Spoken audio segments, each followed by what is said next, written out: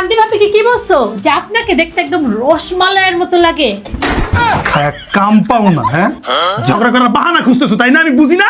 যাও। শান্তি ভাবি আমাকে মেসেজ দিছে যে ভাবি আপনার পচা গন্ধযুক্ত মিষ্টিটাকে সাবধানে রাখেন। কি কইছে? পচা গন্ধযুক্ত আমার কইছে? মিথ্যা কথা, আমি এটা বলি নাই। আমি বলি, শান্তি ভাবি আমাকে পুরো মেসেজে কি লিখছে? কি লিখছে?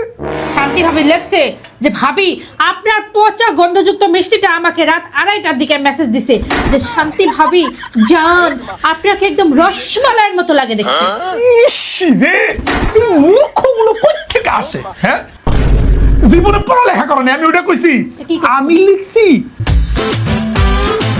ভাবি আপনি কি রসমালাই নিতে যান? যদি যান তাহলে আমাকে বললেন, আমিও যান। না, আমিও যাব। এইটা লিখছি, আমি কি তার জান বলছি নাকি? ওটা লিখছো? তোমার মোবাইল বার করো, আমি একটু মেসেজটা দেখি। মোবাইল ওই পাশে আছে। নিয়ে আসো। আমিও দেখি জান বলছো কি বলো নাই।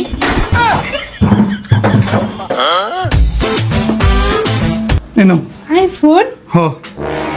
আইফোন কেন? তোমার ফোন দাও। আরে বাদ দাও তো আমার ফোন, তোমার জন্য আইফোন আনছি 17 প্রো ম্যাক্স।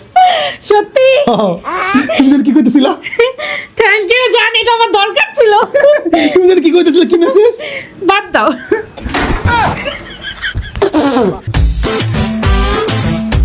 পচা মিষ্টি কইছে আমারে না?